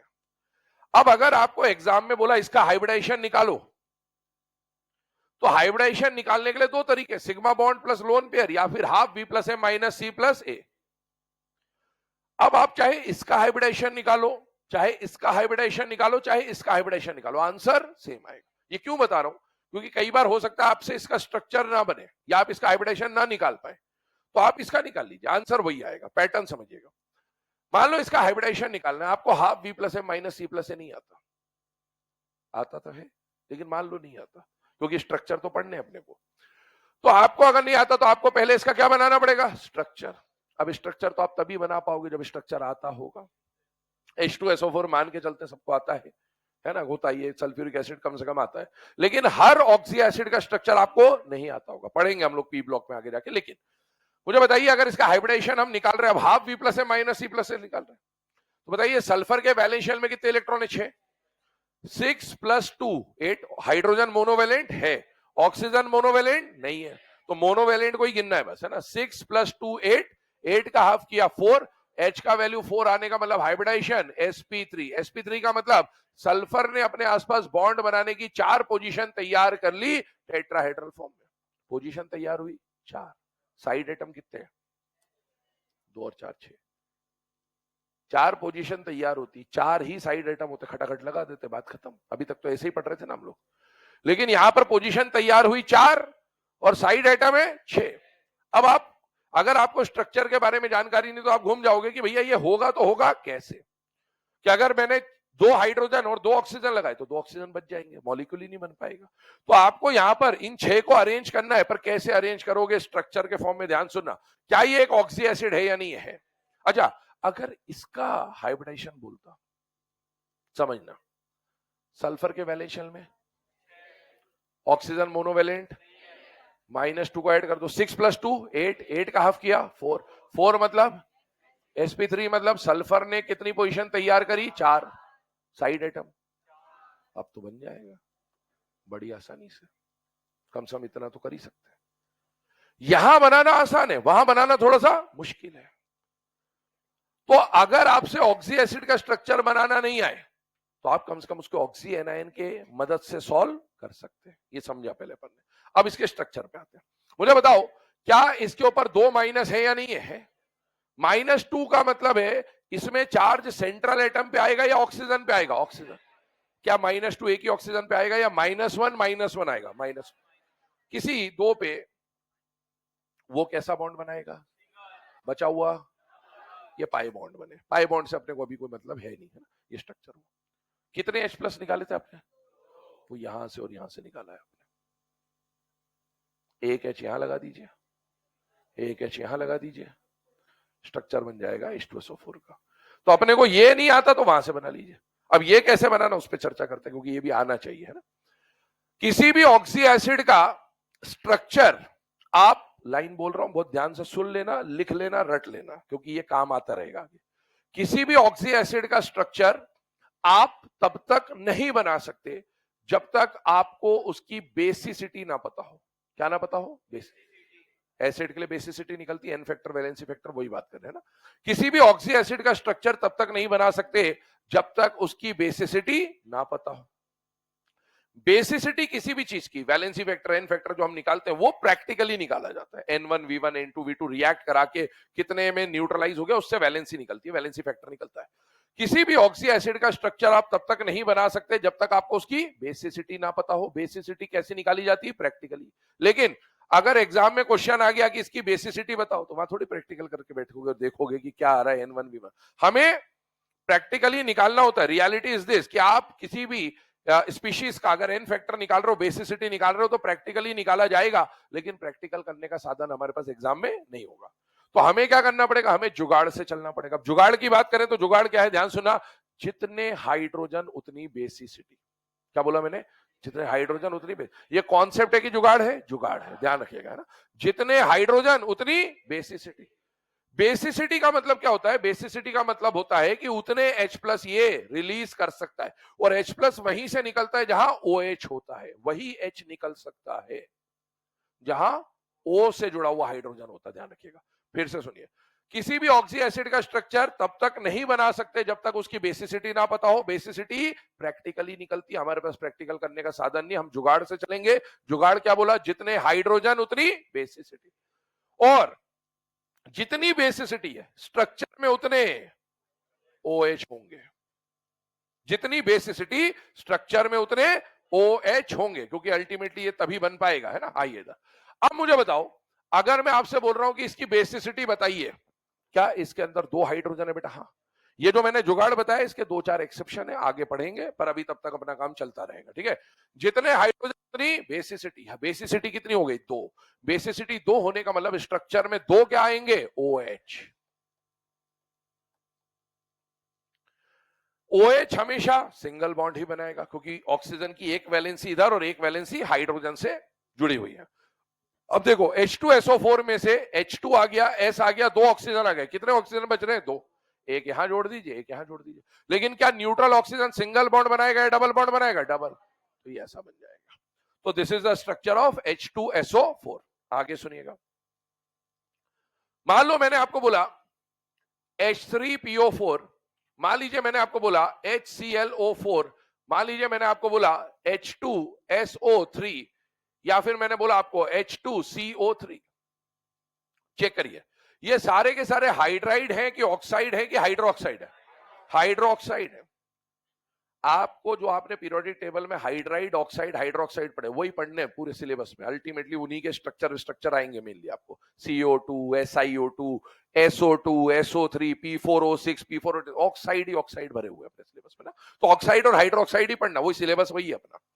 अभी देखिए, ये हाइड्रोक्साइड है, हाइड्रोक्साइड है, हाइड्रोक्साइड है, तो कम से कम हमें अब हाइड्राइड, ऑक्साइड और हाइड्रोक्साइड को देखकर पहचान में आना चाहिए कि ये है क्या, है ना। ये हाइड्रोक्साइड है। किसका हाइड्रोक्साइड है? फास्फोरस का। मेटल या non metal? Non metal. Metal के हाइड्रोक्साइड को हाइड्रोक्साइड ही बोलते हैं, लेकिन नॉन मेटल के हाइड्रोक्साइड को ऑक्सी एसिड भी बोल सकते हैं। तो क्या ये एक ऑक्सी एसिड है? हाँ है। क्या ये भी एक ऑक्सी एसिड है? क्या ये और ये भी ऑक्सी एसिड है बेटा? हाँ। ऑक्सी एसिड का स्ट्रक्चर आप तब तक नहीं बना सकते जब तक आपको उसकी बेसिसिटी ना पता हो। बेसिसिटी कैसे निकाली जाती है? प्रैक्टिकली। हमारे पास प्रैक्टिकल करने का साधन नहीं है। हमें क्या करना पड़ेगा? जुगाड़। जुगाड़ में क्या सिखाया? जितने हाइड्रोजन उतनी बेसिसिटी। तो इसकी बेसिसिटी 3, इसकी बेसिसिटी 1, इसकी बेसिसिटी 2, इसकी बेसिसिटी 2, है ना। 2 ये आ गया। तो जितने हाइड्रोजन उतनी बेसिसिटी। अब सुनिए, हाइब्रिडाइजेशन पे चलते हैं। हाइब्रिडाइजेशन निकालिएगा। सल्फर, सॉरी, सेंट्रल एटम कौन है? फास्फोरस। इसके वैलेंस शेल में कितने इलेक्ट्रॉन? 5। ऑक्सीजन मोनोवेलेंट नहीं है, हाइड्रोजन मोनोवेलेंट है। 5 + 3 8, 8 का हाफ किया 4, H का वैल्यू आ गया 4, 4 का मतलब हाइब्रिडाइजेशन sp3। sp3 का मतलब फास्फोरस ने ये 4 पोजीशन बना ली। अब अगर 4 ही साइड एटम होते तो बात ही खत्म हो जाती, लेकिन साइड एटम तो 8 है। आप तभी बना पाओगे जब आपको बेसिसिटी पता हो। स्ट्रक्चर में क्या बेसिसिटी 3 है या नहीं है? बेसिसिटी 3 होने का मतलब है 3 OH बनेंगे। एक OH यहां बना दीजिए, कहीं भी बना दीजिए, आपकी जहां इच्छा हो। एक OH यहां बना दीजिए, एक OH यहां बना दीजिए। क्या एक ऑक्सीजन बच रहा है? ये स्ट्रक्चर बन गया। अब इसके जब ऑक्सी एनायन बनाओगे तो H+ हटाते जाना है। कितने H+ निकाल सकता है? 3। एक निकालिए, बनेगा H2PO4 -1। एक और निकालिए, क्या बनेगा? HPO4 -2। एक और निकालिए, क्या बनेगा? PO4 -3, phosphate ion. ऐसा बनेगा। यहां आइए, इसकी बेसिसिटी कितनी है? 1। पहले हाइब्रिडाइजेशन निकालिए। 7 + 1 8, 8 का हाफ किया 4, 4 का मतलब sp3। इसका H का वैल्यू 4 है, हाइब्रिडाइजेशन आया sp3, मतलब क्लोरीन ने अपने आसपास बॉन्ड बनाने के 4 पोजीशन तैयार कर दिया। लेकिन साइड एटम है 5। दिक्कत ये थी, 4 ही होते तो बात ही खत्म हो जाती। साइड एटम 5 है, तो पहले बात, जितने हाइड्रोजन उतनी बेसिसिटी, जितनी बेसिसिटी स्ट्रक्चर में उतरे OH। एक OH आएगा, कहीं भी लगा दीजिए। क्या इसके बाद 3 ऑक्सीजन बच रहे हैं बेटा? यस। एक यहां लगाइए, एक यहां लगाइए, एक यहां लगाइए। ऑक्सीजन कैसा बॉन्ड बनाएगा? डबल। ये पाई बॉन्ड बन रहे हैं। ये पाई बॉन्ड पे अपन हाइब्रिडाइजेशन के बाद में चर्चा करेंगे, पी पाई, पी पाई, डी पाई क्या है, पर हाइब्रिडाइजेशन में तो सिग्मा पे ध्यान देना होता है। यहां आइए, हाइब्रिडाइजेशन निकालिए। सल्फर के वैलेंस शेल में 6, 6 + 2 8, 8 का हाफ किया 4, 4 का मतलब sp3। सल्फर ने अपने आसपास कितनी पोजीशन तैयार करी? 4। साइड एटम के लिए बात करें, बेसिसिटी कितनी है? 2, मतलब 2 क्या आएंगे? OH। कितने ऑक्सीजन बच रहे हैं? एक बच रहा है बस। अरे H2SO2 तो हो गया, 3 ही तो ऑक्सीजन, एक ऑक्सीजन बचा है, कहीं भी लगा दीजिए।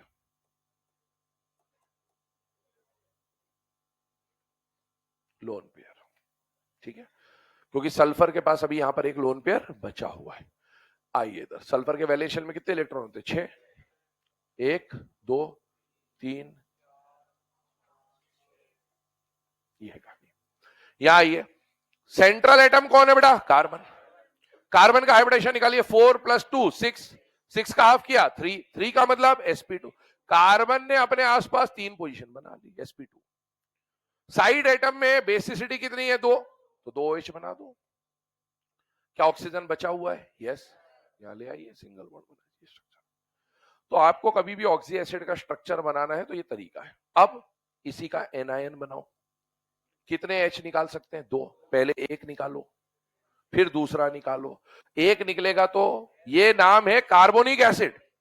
इक एसिड का आयन 8 बनता है। ध्यान सुनना, क्या बोला मैंने? इक एसिड का आयन 8 बनता है। इक एसिड का जो आयन बनेगा उस आयन के नाम में 8 आएगा, और अस एसिड का जो आयन बनेगा उसके नाम में 8 आएगा। ये नॉमेनक्लेचर है। Carbonate, sulphate, phosphate, sulphite, nitrite, इस तरह के नाम। ध्यान सुनना, इधर आइए, इसका नाम बताओ क्या है? Phosphoric acid. नाम क्या है? सीखोगे अभी धीरे धीरे, पर इनके पता होने चाहिए कम से कम, और ये नहीं पता तो कम से कम इसका तो पता ही होना चाहिए। हाँ, अब ये भी नहीं पता तो बात खत्म, फिर तो बेटा खत्म, खल्लास, finish, tata bye bye. Sulphuric acid. Sulphuric acid इक एसिड है बेटा। इक एसिड का आयन 8 बनेगा। क्या बनेगा? तो सल्फ्यूरिक एसिड, क्या ये भी आयन है? हाँ है, तो इसके नाम में भी 8 आएगा। क्या ये भी आयन है? यस, इसके नाम में भी 8 आए। तो सल्फ्यूरिक एसिड का आयन बन गया सल्फेट। ये तो सल्फेट हो गया। इसको सल्फेट है लेकिन हाइड्रोजन भी है, तो इसको बोला जाता है हाइड्रोजन सल्फेट आयन। और अगर किसी आयन के नाम में हाइड्रोजन आ गया तो उसको बाय भी बोल सकते हैं। तो हाइड्रोजन सल्फेट के बदले बोल सकते हो,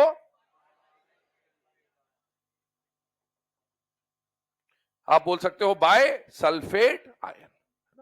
तो इसके दो नाम हो जाएंगे, एक नाम हो जाएगा हाइड्रोजन सल्फेट और एक नाम हो जाएगा बाय सल्फेट। और उसका नाम क्या हो गया? सल्फेट, क्योंकि वहां हाइड्रोजन है ही नहीं। सुनते चलिए, यहां पर आइए, H3PO4 लिया, चेक करिएगा।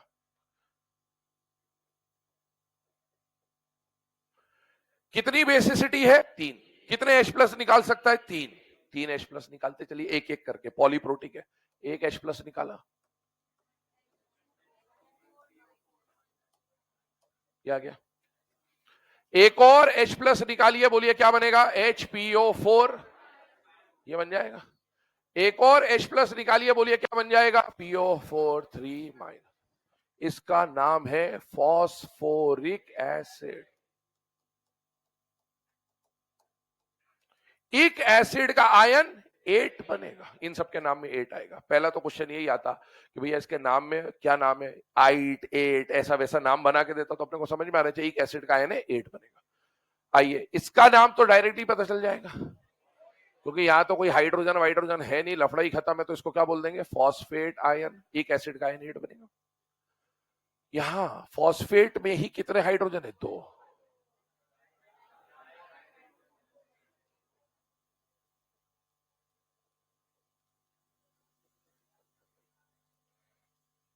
अब आपको एग्जाम में क्वेश्चन आता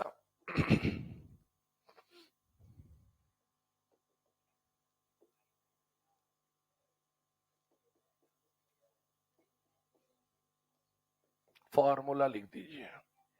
फॉर्मूला तो तब लिखोगे जब पता होता कि है क्या। आता सब था अपने को, पढ़ तो रहे, पता नहीं कितने सालों से, पता तो चल ही जाता है। ये है सोडियम, ये कैटायन है, और ये एनायन है। कैटायन कौन आया? सोडियम। सोडियम आयन अब हमको पता होने चाहिए क्या होता है। डाई हाइड्रोजन फॉस्फेट आयन क्या होता है? H2PO4-। +1 -1 कैंसल हो जाएंगे, वरना क्रॉस मल्टीप्लाई करते। फॉर्मूला क्या बन जाएगा? NaH2PO4। क्या बात समझ में आ गया आपको? आगे आइए, कितना हाइड्रोजन है? तो इसको क्या बोला? इसको क्या बोलेंगे? मोनो। मोनो नहीं बोलना है, बस हाइड्रोजन फॉस्फेट लिख देंगे ना। मोनो हाइड्रोजन लिख दो या हाइड्रोजन फॉस्फेट लिख दो, एक ही बात है। बात समझ में आ गई आपको? तो ये अपने को नाम लिखने आने चाहिए, पहली बात है ना। एक एसिड का आयन क्या बनेगा? 8। इधर आइए, अगला अपन ने क्या लिया? HClO4। आए इस पे चर्चा करें। HClO4, इसका नाम आगे पढ़ोगे, इसका नाम होता है परक्लोरिक एसिड। क्या नाम होता है? Perchloric acid. इसकी बेसिसिटी कितनी है? 1।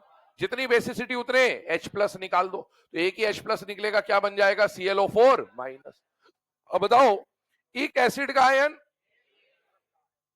परक्लोरिक का आयन परक्लोरेट बनेगा, ऐसा। तो अपने को ये कंडीशन पता होनी चाहिए कि अस एसिड का आयन क्या बनता है, एक एसिड का आयन क्या बनता है। जैसे इधर आइए, एक और एग्जांपल देख लेते हैं। ये लिया H2SO4 सल्फ्यूरिक होता है, H2SO3 सल्फ्यूरस होता है। आइए इधर बात करें, H2SO3 नाम है इसका सल्फ्यूरस एसिड।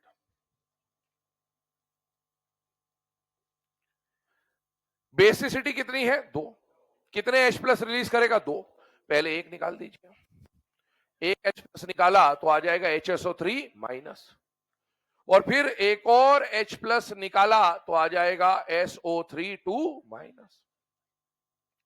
क्या ये अस एसिड है? तो नाम में 8 आएगा या 8 आएगा? 8। तो सल्फ्यूरस एसिड का आयन सल्फाइट बनेगा, और इसका नाम क्या हो जाएगा? हाइड्रोजन सल्फाइड या फिर बायसल्फाइड आयन। तो ये नेम्स होते हैं ना। तो आपको ये यहां पर बता दिया, बाद में आप लेक्चर अगर देखना होगा तो देख के लिख लीजिएगा इसको आराम से, इत्मीनान से। पर समझाने का काम तो समझा दिया ना। अब आए इधर, तो ये हम लोगों ने ऑक्सी एसिड के स्ट्रक्चर बनाना सीखा आज। और अभी मैंने आपको क्या बोला था कि किसी भी ऑक्सी एसिड का हाइब्रिडाइजेशन और उसके ऑक्सी एनायन का हाइब्रिडाइजेशन हमेशा क्या होगा? सेम। लेकिन ऑक्सी एसिड के लिए अगर हम सिग्मा और लोन पेयर निकालने जाएंगे तो हमें स्ट्रक्चर के बारे में पता होना चाहिए कि बेसिसिटी क्या होती है, क्या नहीं होती है। इसीलिए ऑक्सी एसिड से ज्यादा सिंपल होता है ऑक्सी एनायन से सॉल्व करना। एग्जाम में किसी भी ऑक्सी एसिड का हाइब्रिडाइजेशन पूछ ले, ऑक्सी एसिड भूलकर ऑक्सी एनायन बना लेना और ऑक्सी एनायन से सॉल्व कर देना, आंसर में कभी कोई गड़बड़ी नहीं होगी। आइए इधर, अभी हम लोगों ने जो पॉइंट लिखा उसके बाद क्वेश्चन बोल रहा हूं, लिखिएगा। Determine hybridisation,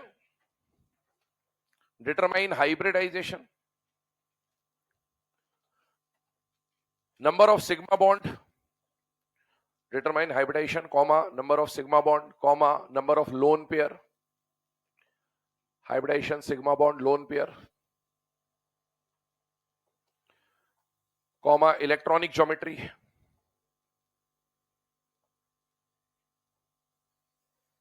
molecular geometry, electronic geometry, molecular geometry, planar oblique non-planar, planar oblique non-planar for the given species, for the given species.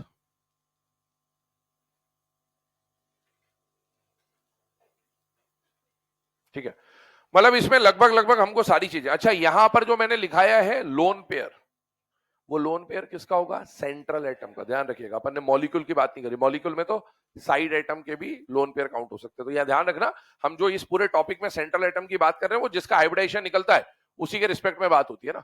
यहां पर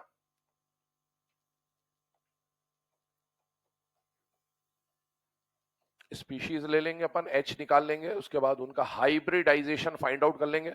सिग्मा बॉन्ड कितने हैं, लोन पेयर कितने हैं, ये आप ऐसे सॉल्व कर लेंगे। उसके बाद आपको लिखना होगा उनका इलेक्ट्रॉनिक ज्योमेट्री, फिर लिखना होगा मॉलिक्यूलर ज्योमेट्री, और फिर आपको ये पहचानना होगा कि वो प्लेनर है या नॉन प्लेनर है।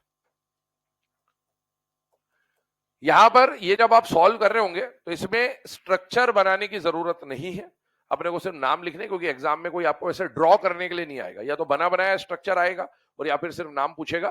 तो आपको ड्रॉ करना हो तो आप अपनी सहूलियत के लिए, अपनी प्रैक्टिस के लिए ड्रॉ कर सकते हैं। बट मेरा जो यहाँ पर रिक्वायरमेंट है वो इतना है कि बस आप कम से कम नाम लिख सके, है ना, कि भाई किसका क्या ज्योमेट्री है। पहला केस ले रहे हैं यहां पर, ध्यान दीजिएगा। पहला एग्जांपल मैंने लिखा आपके सामने H2SO4, या फिर मैंने दिया होता HSO4 माइनस, या फिर मैंने आपको दिया होता SO4 2 माइनस। ठीक है, इन सभी के बारे में याद करिए, ये ऑक्सी एसिड है और ये उनके ऑक्सी एनायन है। अगर हम इन सब की बात करें तो मैंने बोला आपको ऑक्सी एसिड और ऑक्सी एनायन में से क्या सॉल्व करना आसान है, ऑक्सी एनायन। तो हम ऑक्सी एनायन से सॉल्व करेंगे अब सारे केस। इधर चेक करिए, SO4 2 माइनस, SO4 2 माइनस कहने का मतलब है सल्फर के वैलेंस शेल में कितने इलेक्ट्रॉन बेटा 6। ऑक्सीजन मोनोवैलेंट नहीं है ना, तो मैं एक काम करता हूं, बीच में से HSO4 हटा देता हूं ताकि दिखेगा प्रॉपर। अभी स्पेस की वजह से प्रॉब्लम आएगी, नहीं तो H2SO4 ले लिया और एक SO4 2 माइनस ले लिया। देखिए तो हम लोग SO4 2 माइनस से सॉल्व कर रहे हैं। सल्फर के वैलेंस शेल में कितने इलेक्ट्रॉन बेटा 6। ऑक्सीजन के ऊपर मोनोवैलेंट नहीं ऑक्सीजन, -2 का मतलब है ऐड हो जाएगा। 6 + 2 8, 8 का हाफ किया 4, 4 का मतलब हाइब्रिडाइजेशन sp3। अब सुनो, sp3 आया तो आइडियल ज्योमेट्री क्या होनी चाहिए, टेट्राहेड्रल। आगे सुनिएगा, पोजीशन तैयार हुई 4, साइड एटम कितना है 4। यहां से समझ नहीं आएगा क्योंकि इसमें तो बेसिसिटी वाली कहानी है, लेकिन इससे जरूर समझ में आएगा। 4 पोजीशन तैयार हुई, 4 ही साइड एटम आए, तो बताइए चारों सिग्मा बन जाएंगे लोन पेयर 0। अगर लोन पेयर 0 है तो क्या जो इलेक्ट्रॉनिक ज्योमेट्री है वही मॉलिक्यूलर ज्योमेट्री हो जाएगी, यस। अब इसका स्ट्रक्चर याद करिए, sp3 बनता कैसे, यहां पर बीच में सेंट्रल एटम होता है, 1 2 3 4। अब 3D में इमेजिनेशन होना चाहिए, क्या ये प्लेनर है या नॉन प्लेनर है, नॉन प्लेनर। अब या तो टेबल रटा हो या फिर 3D में इमेजिन कर सकते हो तो आप सॉल्व कर पाएंगे। सेकेंड नंबर पे आइए, मान लीजिए आपको दिया मैंने H2CO3, इसका एनायन बनाया बेटा CO3 2 माइनस, ये भी एक ऑक्सी एनायन है। चेक करिएगा, कार्बन के वैलेंस शेल में कितने 4, ऑक्सीजन मोनोवैलेंट नहीं है, -2 ऐड कर दो, 4 + 2 6, 6 का हाफ किया 3, 3 का मतलब sp2, sp2 का मतलब ट्राइगोनल प्लेनर। अब मुझे बताओ सेंट्रल एटम ने कितनी पोजीशन तैयार करी, 3, साइड एटम भी 3, मतलब तीनों पे एटम आ जाएगा लोन पेयर 0। और जो इलेक्ट्रॉनिक ज्योमेट्री है वही मॉलिक्यूलर ज्योमेट्री हो जाएगी, ट्राइगोनल प्लेनर। कैसा बनता था याद करो, ये सेंट्रल एटम है, 1 2 ट्राइंगल बना रहा हूं 3, और क्या ये सारे एक ही प्लेन पे होते थे, यस, तो ये बन जाएगा प्लेनर। ऐसे आपको सॉल्व करना है। अब मैं केसेस लिख दे रहा हूं, आगे के एग्जांपल आप सॉल्व करके ले आएंगे इसको ना, फिर उसके बाद आगे की चर्चा बाद में होती रहेगी।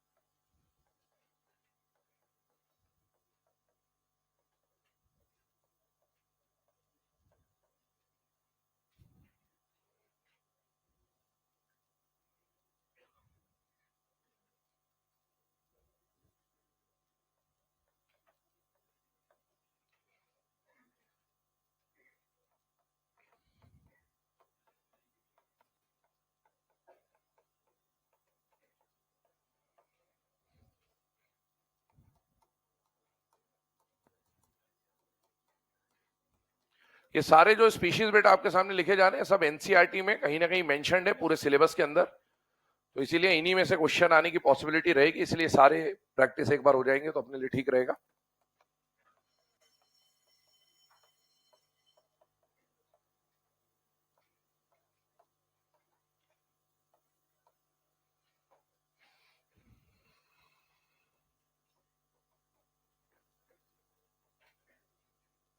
ठीक है, तो यहाँ पर टोटल 25 केसेस मैंने आपके सामने लिख दिए हैं, इन सबको आप नोट कर लीजिए और इनको सॉल्व करके ले आइएगा नेक्स्ट क्लास में।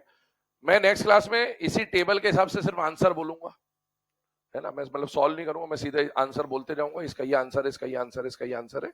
तो आपने अगर सॉल्व कर रखा होगा तो चेक कर पाएंगे, नहीं तो फिर बाद में सॉल्व जब कर लोगे तब रिकॉर्डिंग देख के चेक कर लेना।